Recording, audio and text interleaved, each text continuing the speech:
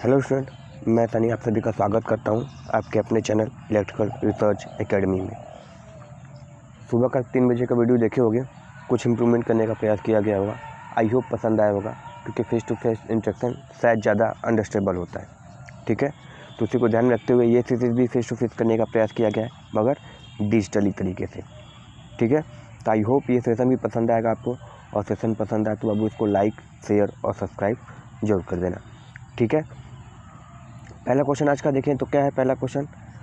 Sir पहला question ये है हमारा, और सारे क्वेश्चन किसके होंगे आज, ट्रांसफार्मर के होंगे। ठीक है, जो कि एएलपी टेक्नीशियन खासकर ध्यान दें और यूपीपीसीएल टीजी वाले। सही है, तो देखो पहला क्वेश्चन क्या है कि ट्रांसफार्मर किस प्रकार की युक्ति है। तो हमको पता है कि सर ट्रांसफार्मर में कोई भी रनिंग बोल लें या कोई भी गतिशील, क्या चीज़, गतिशील भाग नहीं होता ही नहीं है। ठीक है, इसलिए हमको क्या बोलते हैं, इसको स्टैटिक डिवाइस बोलते हैं। स्टैटिक मतलब स्थिर युक्ति बोलते हैं, या फिर स्थिर मशीन भी बोल लें तो कोई गलत चीज़ नहीं है, क्योंकि इसमें कोई भी गतिशील भाग नहीं होता है। इसलिए इसमें क्या होता है, इसमें मैकेनिकल क्षति भी शून्य होती है। तो इसका आंसर हमारा क्या हो जाएगा सर, इसका आंसर हमारा हो जाएगा option number B, static device. ठीक है, स्थिर युक्ति, घर्षण नहीं होता है, कोई भी आंतरिक क्षति नहीं होती है। तो समझ में आ गया, पहले का आंसर क्या होगा, बी होगा। और इसी तरह के क्वेश्चन तुम्हारे एलपी टेक्नीशियन में पूछे जाएंगे जी, टेक्नीशियन वाले खास कर ध्यान दें। चलो अगला क्वेश्चन देखते हैं, ट्रांसफार्मर किस सिद्धांत पे कार्य करता है। ठीक है, नॉर्मल ट्रांसफार्मर की बात हो रही है, यानी प्राइमरी वाइंडिंग, सेकेंडरी वाइंडिंग, और ये क्या लगी होती है हमारी, एक मैग्नेटिक कोर होती है जो कि सिलिकॉन स्टील से बनी होती है। ठीक है, तो इसमें क्या होता है हमारा सर, ये हमारा उन्नयन प्रेरण जिसको बोलते हैं, या फिर म्यूचुअल इंडक्टेंस पर कार्य करता है। किस पे कार्य करता है, म्यूचुअल इंडक्टेंस पे कार्य करता है। सही है, तो आई होप सेशन पसंद आ रहा है। ठीक है, और क्वेश्चन कराने का तरीका भी।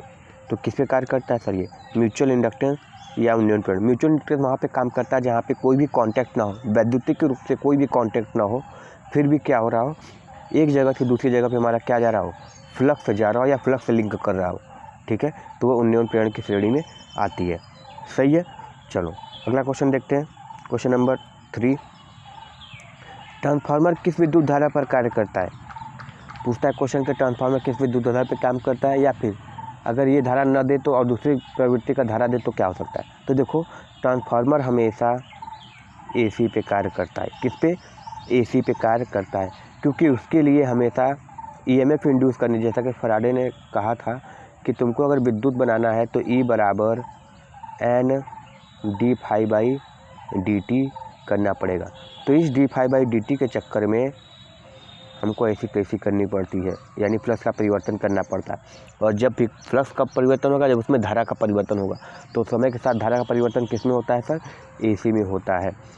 ठीक है, एक क्वेश्चन ये पूछता है कि अगर इसको डीसी सप्लाई दे दोगे तो क्या हो जाएगा। तो सर अगर हम डीसी सप्लाई दे देते हैं तो डीसी सप्लाई हमेशा प्राइमरी वाइंडिंग, जिसमें हम सप्लाई देते हैं उसको प्राइमरी वाइंडिंग बोलते हैं, तो हमारी प्राइमरी वाइंडिंग क्या हो जाएगी, जल जाएगी।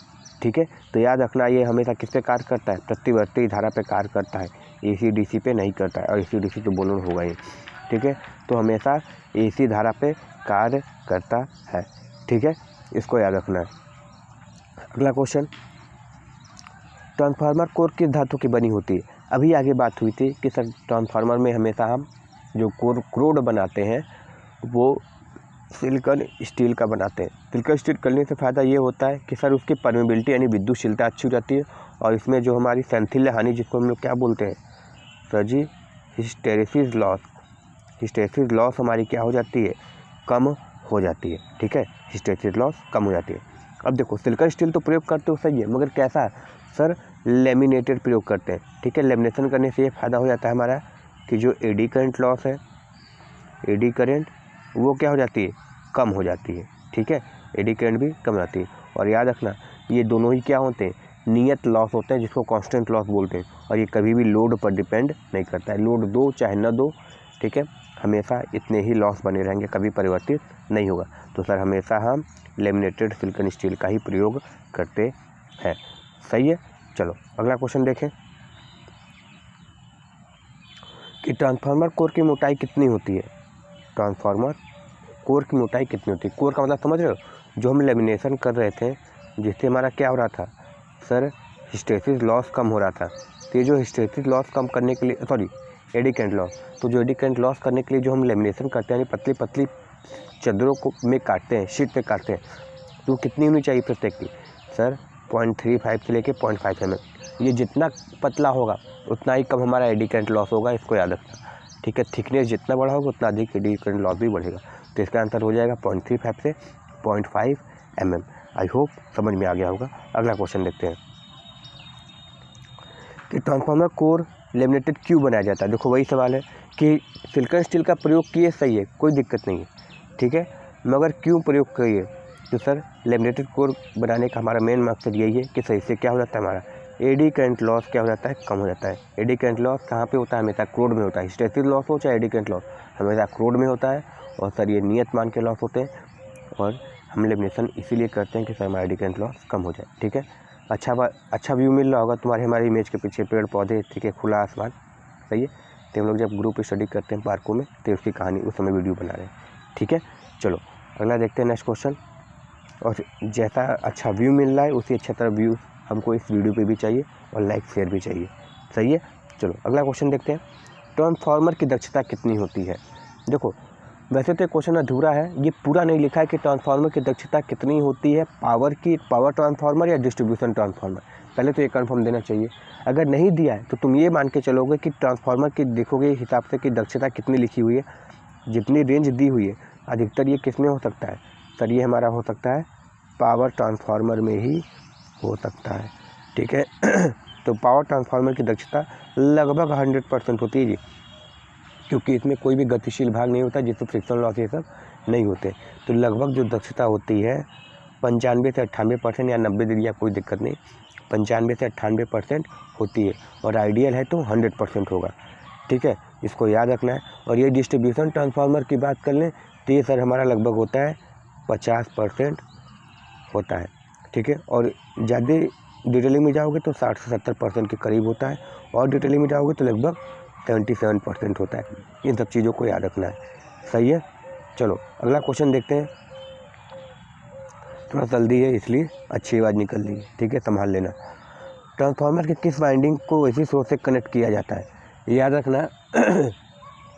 जहाँ पे हम वाइंडिंग देते हैं वही हमारी क्या हो जाती है, प्राइमरी वाइंडिंग हो जाती है। जहाँ पे हम सप्लाई दिए वही हमारी प्राइमरी वाइंडिंग हो जाती है, ठीक है।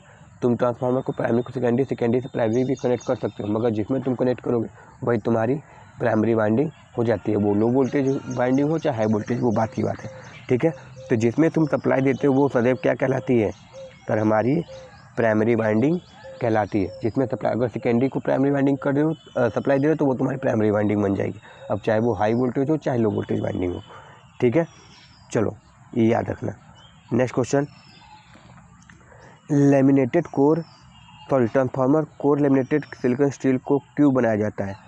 देखो बहुत इंपॉर्टेंट क्वेश्चन पूछ लिया। चलो कोई दिक्कत नहीं है, लेमिनेशन किए तो किए, हमको पता है कि तुम लेमिनेशन इसीलिए किए हो कि क्या हो जाए, एडी करंट लॉस कम हो जाए। मगर ये बताओ कि तुम सिलिकॉन स्टील का ही लेमिनेशन क्यों कर रहे हो, तुम लोहे का प्रयोग क्यों नहीं किए, तुम कॉपर का प्रयोग क्यों नहीं किए, या फिर तुम एल्युमिनियम का प्रयोग नहीं किए। तो सर हम इसीलिए सिलिकॉन स्टील का लेमिनेशन किए क्योंकि सर सिलिकॉन स्टील प्रयोग करने से हमारी हिस्टैरिसीस लॉस कम हो जाती है। तो क्वेश्चन घुमा के पूछने का यही कारण है कि देखो बहुत बच्चे क्या करते हैं, लेमिनेशन शुरुआत में देखें तो मार देते हैं कि सर एडी करंट, मगर ये पूछा कि लेमिनेशन किए तो किए मगर सिलिकॉन स्टील का ही क्यों किए, तो सर इसलिए किए क्योंकि सर हमको हिस्टैरिसीस लॉस कम करना था, इसलिए किए, ठीक है। तो जहाँ क्वेश्चन कन्फ्यूजन वाला था ये भी क्वेश्चन लेके चले हैं, तो उसको ध्यान से देखना, सही है ना। चलो अगला क्वेश्चन देखते हैं। हाँ इसका बताओ क्या होगा कि कोर टाइप ट्रांसफार्मर बनाया जाता है किससे। कोर टाइप ट्रांसफार्मर की बात हो रही है। कोर टाइप ट्रांसफार्मर का मतलब समझ रहे हो, कुछ इस प्रकार का कंस्ट्रक्शन आएगा, एक इधर बाइंडिंग होगी एक इधर बाइंडिंग होगी। तो ये कैसे बन सकते हैं, तो सर ये एम से नहीं बन सकते, ई से नहीं बन सकते, ठीक है। तो एम वाली तो पहले ही कट गए और ई वाले कट गए, बनते किससे हैं, एल प्रकार के दो स्टैंपिंग का प्रयोग करते हैं। एल प्रकार मतलब एक एल ऐसे लगा दिए और दूसरा एल ऐसे लगा दिए, देखो पहला एल दूसरा एल, बन गया कोर टाइप। तो इस प्रकार से हम एल प्रकार के दो आकृतियों वाली स्टैंपिंग का प्रयोग करते हैं, ठीक है। चलो और जो ये सब दिया है, एम दिया है, आई दिया है, ये सब किसका प्रयोग करते हैं, एम तो होता ही नहीं, वैसे जो ई आई करते हैं ये सब हमारी शेल टाइप के होते हैं, ठीक है। चलो अगला क्वेश्चन देखते हैं। सेल टाइप के ट्रांसफार्मर में चुंबकीय परिपथ की संख्या कितनी होती है? तो याद रखना पूछता है कि पहले बताओ क्रोड टाइप में कितने परिपथ होते हैं। तो सर क्रोड टाइप में एक ही परिपथ है, क्योंकि तुम दे सकते हो जो फ्लक्स है केवल इसी मार्ग से होकर गुजरेगा। मगर जो सेल टाइप होते हैं वो कुछ इस प्रकार से बने होते हैं, ऐसे, ठीक है। एक मार्ग ये ऐसे ये बन गया, तो एक मार्ग तुम्हारा क्या हो गया, ये हो गया, और दूसरा मार्ग तुम्हारा ये हो गया। कितने मार्ग मिले? तो सर हमको मिले पहला दूसरा, ठीक है। तो कितने पथों का प्रयोग होता है चुंबकीय परिपथ का? तो सर इसमें 2 चुंबकीय परिपथ पाए जाते हैं। कितने? 2 चुंबकीय परिपथ पाए जाते हैं। सही है। चलो अगला क्वेश्चन देखते हैं। हाँ, अब देखो ऑटो ट्रांसफार्मर किस सिद्धांत पर कार्य करता है? तो याद रखना अभी बताया था कि म्यूचुअल इंडक्टेंस वहाँ भी प्रयोग करते हैं जहाँ पे कोई भी वैद्युतिक संपर्क ना हो दोनों वाइंडिंग के बीच में। मगर जो ऑटो ट्रांसफार्मर की बात करोगे तो ये तुम्हारे कुछ इस प्रकार की वाइंडिंग बन जाती है। यहाँ से टैपिंग करके निकाल लेते हैं, ठीक है। तो ये तुम्हारी इनपुट हो जाती है और ये तुम्हारी आउटपुट। ये हमारी ट्रांसफार्मर कैसी है? स्टेप डाउन ऑटो ट्रांसफार्मर, ठीक है। और स्टेप अप करोगे तो हमारी क्या हो जाती है? स्टेप अप हो जाती है। तो देख रहे हो प्राइमरी और सेकेंडरी के बीच में केवल एक ही, पहले तो ऑटो ट्रांसफार्मर केवल एक वाइंडिंग का प्रयोग किया जाता है, और प्राइमरी सेकेंडरी दोनों के लिए एक ही वाइंडिंग कॉमन है। तो इसमें कह सकता है कि वैद्युतिक रूप से संपर्क बना हुआ है। तो इसमें हमेशा हम सेल्फ इंडक्टेंस का प्रयोग करते हैं। किसका? स्व प्रेरण का प्रयोग करते हैं, इसको याद रखना। सही है। चलो आगे देखते हैं, इसलिए इसकी दक्षता भी थोड़ी अधिक होती है, ठीक है ना। चलो अगला क्वेश्चन है ऑटो ट्रांसफार्मर का उपयोग कहाँ किया जाता है? ऑटो ट्रांसफार्मर का उपयोग कहाँ किया जाता है? तुम देखे होगे अपने स्टेबलाइजर में कुछ इस तरीके से नॉब बना होगा, ठीक है। इसको cut cut cut cut cut cut घुमाओगे तो ऊपर बढ़ते चला जाता है, तुम्हारे वोल्टेज का लेवल भी बढ़ता चला जाता है। यहाँ पे 1 2 3 4 ऐसे नंबरिंग लिखी होती है। 1 पे 2 पे 3 पे 4 पे ऐसे करते चले जाते हो। जब इसको कट कट कट कट घुमाते चले जाते हो तुम्हारे वोल्टेज का लेवल भी बढ़ता चला जाता है। क्यों? क्योंकि तुम टैपिंग जो किए थे तुम्हारे टर्नों की संख्या बढ़ती चली जा रही है। जब टर्नों की संख्या बढ़ती चली जाएगी तो वोल्टेज भी क्या होता चला जाएगा? बढ़ता चला जाएगा। तो कहाँ प्रयोग किए? सर स्टेबलाइजर में, क्योंकि तुमको अभी बताया कि ऑटो ट्रांसफार्मर में हम क्या करते हैं? टैपिंग करते हैं, ठीक है। और टैपिंग करते हैं तो वो नॉब होती है जो उसी टैपिंग के वैल्यू को बढ़ाती चली जाती है, यानी टर्न की संख्या को बढ़ाती चली जाती है, जिससे हमारी ईएमएफ का मान भी बढ़ता चला जाता है। सही है। चलो नेक्स्ट क्वेश्चन देखें। किस ट्रांसफार्मर के सेकेंडरी वाइंडिंग को कभी भी ओपन नहीं करना चाहिए? याद रखना जो हमारी करंट ट्रांसफार्मर है इसके सेकेंडरी वाइंडिंग को कभी भी ओपन मत करना। कभी ओपन आता ही नहीं है। अगर ओपन आ गया यानी वो ट्रांसफार्मर ख़राब है। और ऐसे करने से क्या हो सकते हैं? लॉसेस बहुत ज़्यादा हो सकती है। हो सकता है तुम्हारे वाइंडिंग में क्या हो जाए? जल जाए, ठीक है। और ऑटो ट्रांसफार्मर जो करंट ट्रांसफार्मर होती है वो हमेशा कैसी ट्रांसफार्मर होती है? सर हमारी स्टेप अप ट्रांसफार्मर होती है, ठीक है। कैसी ट्रांसफार्मर होती है? सर हमारी स्टेप अप ट्रांसफार्मर होती है। और जो पोटेंशियल ट्रांसफार्मर होता है वो हमारी स्टेप डाउन ट्रांसफार्मर होती है। इन दोनों को इंस्ट्रूमेंट ट्रांसफार्मर भी बोलते हैं। कौन से? यंत्रावली ट्रांसफार्मर भी कहते हैं। क्यों? क्योंकि इसका प्रयोग हम इंस्ट्रूमेंट पे प्रयोग करके इसके रेंज को बढ़ा घटा देते हैं। सही है ना, इसको याद रखना। तो करंट ट्रांसफार्मर का प्रयोग करते हैं। अगला क्वेश्चन है, तेल में नमी के प्रवेश को रोकने के लिए किस युक्ति का प्रयोग किया जाता है? देखो नमी की, तेल में अगर नमी जाएगा, देखो याद रखना कि किसी भी चीज़ में नमी जाती है तो उसके इंसुलेशन मान के घटा देता है, या सिंपल भाषा में बात करें तो डाइलेक्ट्रिक स्ट्रेंथ जो होती है, परावैद्युतिक स्थिरांक, उसको घटा देता है। जिससे क्या हो सकती है? वो इंसुलेटर न रहकर कंडक्टर बनने की प्रवृत्ति धारण कर रहा है।